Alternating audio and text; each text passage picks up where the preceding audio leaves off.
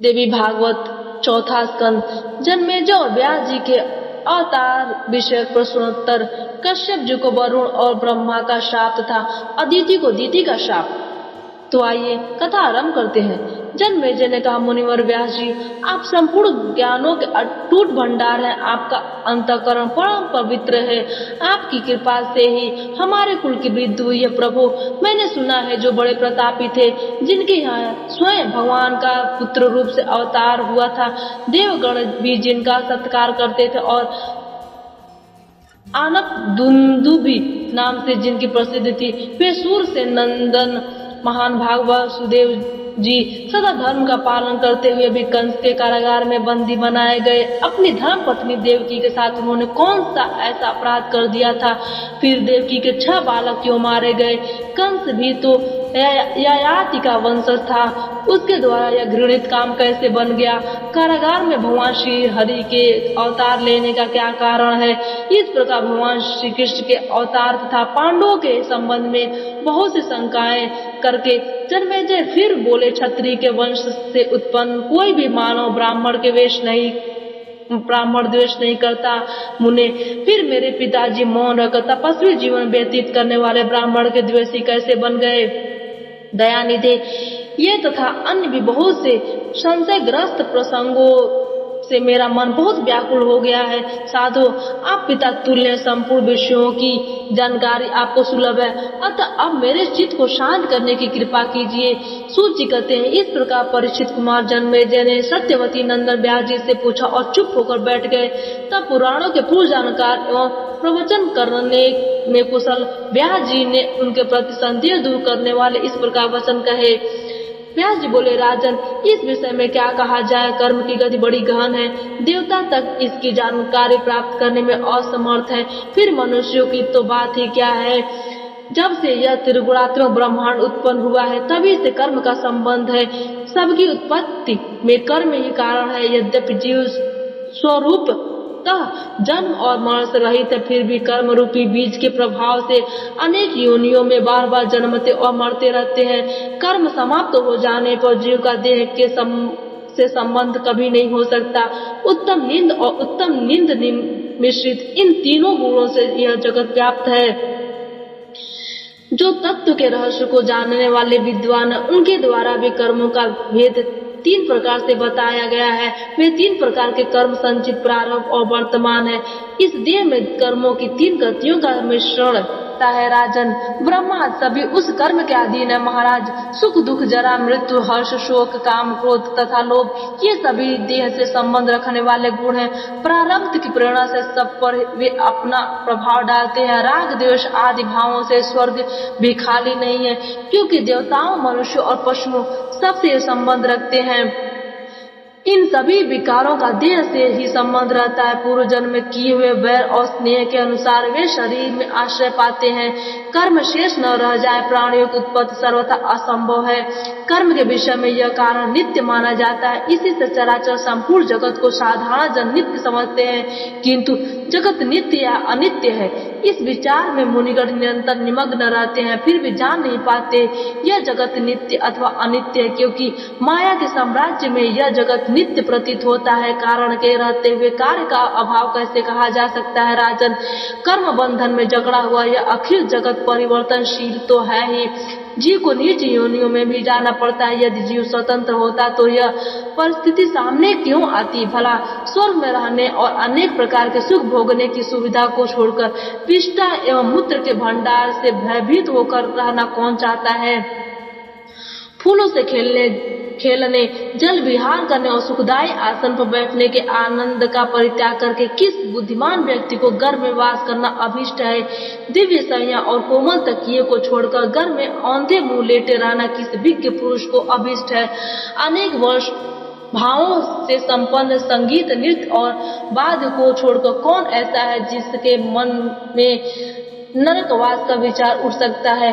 कौन ऐसा विवेकी मानव है जो लक्ष्मी की कृपा से प्राप्त उत्तम रस को छोड़कर अत्यंत ताज्य विष्ठा मूत्र से संयुक्त रस पीना चाहता हो? त्रिलोकी में गर्भवास में से बढ़कर दूसरा कोई नरक नहीं है। गर्भवास में भयभीत होकर मुनि लोग कठिन तपस्या में तत्पर हो जाते हैं। राज्य और उत्तम भोग का परित्याग करके वन में जाने की प्रवृत्ति इसलिए मनस्वी व्यक्तियों के मन में हो जाती है। उपर्युक्त सुयोग व्यक्ति भी इससे डर जाते हैं। उस गर्भवास को और कौन चाहेगा। गर्भ में कीड़े काटते हैं, नीचे से जठराग्नि ताप पहुंचती है, निर्दयता पूर्वक बंधे रहना पड़ता है। राजन, ऐसे गर्भ से क्या कैसे सुख है। कारागार में रहना उत्तम, लोहे के जंजीरों से बंधे रहना ठीक, किंतु क्षण भर में गर्भ में रहना कदापि उत्तम नहीं है। गर्भ में 10 महीने तक रहकर महान कष्ट भोगना पड़ता है। गर्भ से बाहर निकलते समय भी वैसे ही कठिन परिस्थिति सामने आती है, क्योंकि निकलने का मार्ग जो योनि यंत्र है वह स्वयं दारूढ़ है। फिर बचपन में भी बोलने और जानने की शक्ति न रहने के कारण दुख भोगने पड़ते हैं। भूख और प्यास की वेदना अलग सताती है। स्वयं वह कुछ कर नहीं सकता, अत्यंत घबराया रहता है। जब बालक भूख से रोता है तब माता पिता के मन में बेचैनी हो जाती है। वे समझते कोई कठिन रोग हो गया है, इसकी व्यथा से बच्चा रो रहा है। इससे माता के मन में बच्चे को दवा पिलाने की इच्छा उत्पन्न हो जाती है। यो बचपन में नाना प्रकार के दुख भोगने पड़ते हैं। फिर विवेकी पुरुष किस सुख को देखकर स्वयं जन्म लेने की इच्छा कर सकते हैं। देवताओं के साथ निरंतर सुख भोगने की सुविधा छोड़कर सुविधा घातक एवं खेद उत्पन्न करने वाला काम करना कौन मूर्ख चाहता है। हे निरपवर, देवता मनुष्य एवं पशु आदि का शरीर धारण करके किए हुए अच्छे बुरे कर्म का फल अवश्य ही भोगना पड़ता है। तप यज्ञ और दान के प्रभाव से मनुष्य इंद्र बन सकता है और पुण्य समाप्त हो जाने पर इंद्र भी धरातल पर आते हैं, इसमें कोई संशय नहीं है। जब भगवान श्री राम अवतार धारण किया तब उनके संपर्क से देवता बानर बनकर पृथ्वी पर विचरे। श्री कृष्ण अवतार में सहायता करने के लिए देवताओं को यादव बनना पड़ा था। इस प्रकार विविध योनियों में भगवान के अनेकों अवतार होते हैं। ब्रह्मा जी के प्रार्थना से धर्म की रक्षा के लिए प्रकट होते हैं। राजन, रथ के चक्के की बात भगवान के अवतार क्रम की गति बड़ी ही विलक्षण है। दैत्यों का वध करना भगवान का निजी काम है। वे महान पुरुष हैं, कभी अंश से तथा कभी अंश के अंश से पृथ्वी पर पधार कर इस कार्य को संपन्न करते हैं। अतः अब मैं श्री कृष्ण अवतार की पवित्र कथा कहूँगा। स्व भगवान विष्णु ही यदुकुल में अवतरित हुए थे। प्रतापी वसुदेव जी कश्यप मुनि के अंश है। उन्हें पूर्व समय में शाप लग गया था। राजन, उसी के फलस्वरूप उन्हें गोवृत्त स्वीकार करनी पड़ी। नरेंद्र मुनिवर कश्यप की 2 पत्नियां थी, अदिति और सुरसा। भरतश्रेष्ठ यही देवकी और रोहिणी इन दोनों बहनों के रूप में प्रकट हुई है।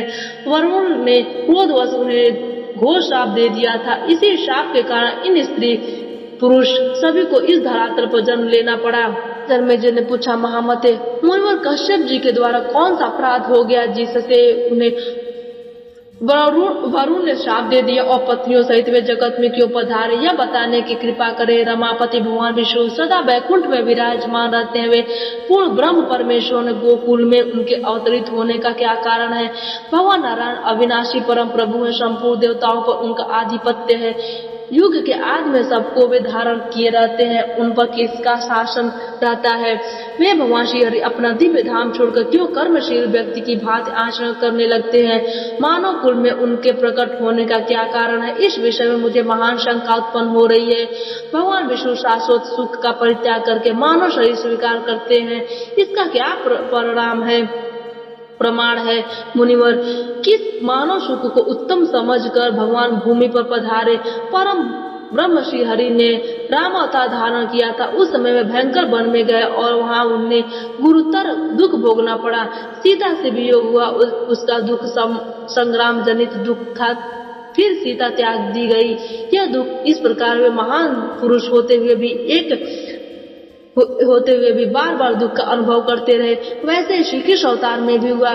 कारागार में जन्म हुआ, फिर वे गोकुल में पहुंचाए गए। वहां उन्हें गौवें चरानी पड़ी। कितना कष्ट सहकर उसको मारा। फिर द्वारका के लिए प्रस्थित हुए। यो भगवान ने अनेक दुखों का सामना किया। यह क्यों मुने, आप सर्व ज्ञान संपन्न है। मेरे चित्त से उठे हुए संदेह को शीघ्र दूर करने की कृपा करें। व्यास जी कहते हैं, भगवान विष्णु का अवतार होता है। इसमें विविध कल्पों में लीला जगत के बहुत से कारण होते हैं। भगवान के साथ देवता भी अपने अंश से धरातल पाते हैं, इसमें भी कारण होते हैं। पहले वसुदेव देवकी और रोहिणी के अवतार का कारण बताता हूँ, ध्यान पूर्वक सुनो। एक समय की बात है, श्रीमान कश्यप जी यज्ञ संपन्न करने के लिए वरुण की दिव्य गाय ले आए थे। वरुण ने बहुत प्रार्थना की, किंतु कश्यप ने गौ को लौटाया नहीं। तब वरुण जगत प्रभु ब्रह्मा जी के पास गए। उन्होंने उनको प्रणाम किया और अत्यंत कातर होकर विनय पूर्वक अपना दुख प्रकट करते हुए कहा, महाभाग मैं क्या करूं? बहुत प्रार्थना करने पर भी कश्यप मेरी गौ नहीं लौटा रहे हैं। अतः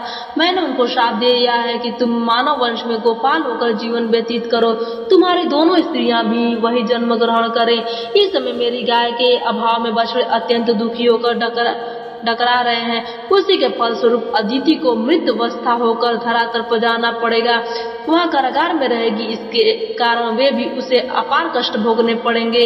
व्यास जी कहते हैं, वरुण की बात सुनकर प्रजापति ब्रह्मा जी ने कश्यप मुनि को बुलाया और कहा, महाभाग तुम लोकपाल वरुण की गौ उन्हें क्यों नहीं देते? महाभाग तुमसे कोई बात अविदित नहीं है, तुम बड़े बुद्धिमान हो, न्याय जानते हुए भी ऐसे कार्य में तुम्हारी प्रवृत्ति कैसे हो गई? लोभ बड़ा बलवान है, यह किसी को नहीं छोड़ता, इसके प्रभाव से नरक की प्राप्ति होती है, अनेकों पाप बन जाते हैं, किसी ने भी इसका समर्थन नहीं किया। कश्यप भी उस लोभ का परित्याग करने में असमर्थ रहे। उन शांत स्वभाव मुनियों को धन्यवाद है जिन्होंने लोभ को जीत लिया है। वे वन में रहते हैं, उनके मन में सदा शांति बनी रहती है, कभी दान स्वीकार नहीं करते। संसार में सबसे बलवान शत्रु लोभ है, वह सदा अपवित्र बनाए रखता है। इस नीच लोभ से स्नेह होने के कारण कश्यप का विकार भी भ्रष्ट हो गया है। यूं कहने के पश्चात ब्रह्मा ने भी मुनिवर कश्यप को शाप दे दिया। यद्यपि कश्यप जी ब्रह्मा जी के प्रीतिभाजन पुत्र थे, फिर भी धर्म के मर्यादा का रक्षण करने के लिए ब्रह्मा जी की इस कार्य में प्रवृत्ति हो ही गई। क्या हो गई? कहा, कश्यप तुम अपने अंश से पृथ्वी पर जाओ, तुम्हें यदुकुल में जन्म लेना होगा, दोनों पत्नियां तुम्हारे साथ रहेंगी, वहां तुम गोपाल बनकर रहोगे। व्यास जी कहते हैं, इस प्रकार वरुण और ब्रह्मा दोनों के शाप देने पर भूमि का भार हल्का करने के निमित्त कश्यप जी अपने अंश से अवतरित हुए। ऐसे अत्यंत शोक से संतप्त होकर अदिति ने अदिति को शाप दे दिया, जन्म लेते तुम्हारे साथ पुत्र प्राणों से हाथ धो बैठे। जन्मेजय ने पूछा, मुनिवर दीति और अदिति दोनों सगी बहनें थी, फिर अत्यंत शोकातुर होकर दीति ने अदिति को शाप क्यों दे दिया? मुने इसका कारण बताने की कृपा करें, उन्हें शोक क्यों हुआ? सूत जी कहते, राजा जन्मेजय के पूछने में व्यास जी समय प्रकार से सावधान होकर शाप का कारण बताने लगे। व्यास जी बोले, राजन दक्ष प्रजापति की दो कन्याएं थी, दीति और अदिति, दोनों का स्वभाव बड़ा उत्तम था। कश्यप जी की प्रेयसी भार्या होने का उन्हें सौभाग्य प्राप्त हुआ। अदिति के पुत्र प्रतापी इंद्र हुए, जैसे इंद्र थे वैसे ही पुत्र के लिए दीति के मन में भी इच्छा उत्पन्न हुई। तब सुंदरी दीति ने कश्यप जी से प्रार्थना की, मानद आप मुझे इंद्र के समान पराक्रमी, धर्मात्मा और शक्तिशाली वीर पुत्र देने की कृपा करे। मुनि और कश्यप ने कहा, प्रिय धैर्य रखो, मेरे कहे अनुसार व्रत करने पर इंद्र के समान पराक्रमी पुत्र तुम्हें अवश्य प्राप्त होगा। मुनि की उपयुक्त बात सुनकर दीति उस उत्तम व्रत के पालन में तत्पर हो गई। मुनि के प्रसाद से उसके सुंदर गर्भ स्थापित हो गया। उस पयोव्रत में संलग्न होकर दीति भूमि पर सोती थी, पवित्रता का पूर्ण रूप से पालन करती थी। यो क्रमशः जब महान तेजस्वी गर्भ पूर्ण हो गया, तब दीति के शरीर से ज्योति फैलने लगी। उसे देखकर अदिति के मन में अपार दुख हुआ। उसने सोचा, यदि दीति इंद्र के समान महान पराक्रमी पुत्र की जननी हो गई तो मेरा पुत्र अवश्य निस्तेज हो जाएगा। इस चिंता से चिंतित होकर माननीय अदिति ने अपने पुत्र इंद्र से कहा, अब तुम्हारा अत्यंत प्रतापी शत्रु दीति के गर्भ से उत्पन्न हो रहा है, तुम अभी से समझ बूझ कर उपाय में लग जाओ। प्यारे पुत्र, तुम्हारे द्वारा ऐसा यत्न होना चाहिए कि दीति की गर्भभूत उत्पत्ति ही उच्छिन्न हो जाए। यह सुंदरी दीति सौतिया डाह करने पर आतुली है, उसे देखकर मैं चिंतित हो गई हूँ। सुख के मर्म को मिटा देने वाली भारी चिंता मेरे हृदय में चोट पहुँचा रही है। बेटा, तुम बड़े भाग्यशाली हो। यदि तुम मेरा प्रिय काम करना चाहते हो तो साम दाम अथवा बल किसी भी उपाय का प्रयोग करके दीति के गर्भ का संहार कर डालो। व्यास जी कहते, माता अदिति की बात सुनकर देवराज इंद्र ने कुछ समय तक मन में विचार किया। तत्पश्चात वे अपने विमाता दीति के पास चले गए। राजन, उस समय इंद्र की बुद्धि में पाप बस गया था। उन्होंने विनय पूर्वक दीति के चरणों में मस्तक झुकाया और जिनके भीतर कूट कूट कर विष भरा हुआ था ऐसे बाह्य मधुर वचनों में नम्रता के साथ वे कहने लगे। इंद्र बोले, माता तुम व्रत कर रही हो, तुम्हारा शरीर क्षीण हो चुका है, तुम में अत्यंत दुर्बलता आ गई है। मैं सेवा करने के विचार से यहाँ आया हूँ, आज्ञा दो मैं तुम्हारी कौन सी उचित सेवा करूँ। पतिव्रते, मैं तुम्हारे चरण दबाऊंगा। बड़ों की सेवा से पुरुष को वह पवित्र गति मिलती है जो कभी नष्ट नहीं हो सकती। जैसे मेरी माता अदिति है वैसे तुम भी हो। यह वचन कहकर इंद्र ने दीति के दोनों पैर पकड़ लिए और उन्हें सहलाने लगे। दीति परम साध्वी थी, उनके नेत्र बड़े सुंदर थे। इंद्र द्वारा धीरे धीरे पैर दबाए जाने पर व्रत करने से थकी हुई दीति को बड़ा आराम मिला, अतः उसे नींद खींचने लगी। उस समय इंद्र उसके पूर्ण विश्वास पात्र बन चुके थे।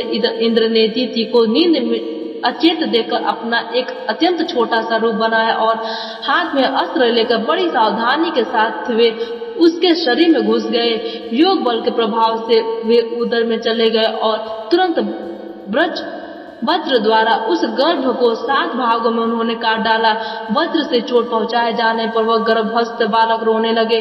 तब इंद्र ने धीमे स्वर में कहा, मां रुद्र अर्थात रो मत राजन। वे 7 टुकड़े इंद्र के द्वारा पुनः 7 भागों में काट दिए गए। फिर तो 49 पवनों के रूप में उस गर्भस्थ बालक की सत्ता स्थिर हो गई। इतना कांड हो जाने पर सुंदरी दीति की नींद टूटी। गर्भ के काटे जाने पर वास्तविक रस उसे ज्ञात हो गया। समझ लिया इंद्र ने धोखा दिया है। उसके मन पर बड़ा आघात पहुंचा। वह क्रोध से भर गई। इस घृणित कार्य में मेरी बहन अदिति का हाथ, यह जानकर सत्यव्रत में संलग्न रहने वाली दीति ने अदिति और इंद्र दोनों को क्रोध व शाप दे दिया। जिस प्रकार तेरे पुत्र इंद्र ने छल करके मेरे गर्भ को काट दिया है, वैसे इसका विनाश हो जाए, अर्थात यह त्रिलोकी के राज्य से वंचित हो जाए। जिस प्रकार पापात्मा अदिति ने घृणित कर्म के द्वारा मेरे गर्भ का संहार करा दिया है, मेरे गर्भ स्थित बच्चे की हत्या करा दी है, वैसे ही उसके भी बाल उत्पन्न होते बार बार मृत्यु के ग्रास बन जाए। साथ ही पुत्र शोक से अत्यंत शोकाकुल होकर उसे कारागार में रहना पड़े, दूसरे जन्म में इसे मृतवत्सा होना पड़े। व्यास जी कहते हैं, इस प्रकार दीति शाप दे रही थी। उसके वचन कश्यप जी के कानों में पड़े। प्रेमवश दीति को शांत करते हुए वे कहने लगे, कल्याणी क्रोध मत करो, तुम्हें गर्भ से अत्यंत बलवान पुत्र होंगे, उन्हें देवता होने का सुअवसर प्राप्त होगा, उन सब की मरुत संज्ञा होगी और वे इंद्र के मित्र होंगे। वामुरु, तुमने जो अभिशाप दिया यह 28वें द्वापर में फलित होगा। यह सुंदरी अदिति मानव योनि में उत्पन्न होकर इसका फल भोगेगी। वरुण ने भी संतप्त होकर मुझे शाप दे दिया है। दोनों शाप एक साथ चलेंगे। इनके फल स्वरूप अदिति का मानुषी बनना अवश्य संभवी है। व्यास जी कहते हैं, जब पतिदेव कश्यप जी ने यो आश्वासन दिया तब देवी दीति के मुख की मलिनता दूर हो गई। इसके बाद उस सुंदरी के मुख से कोई कटु वचन नहीं निकला। राजन, पूर्व शाप का यही कारण है जो तुम्हें बतला दिया। राजन, वही देवी अदिति अपने अंश से देवकी हुई थी। आज की कथा यहीं पर समाप्त होती है।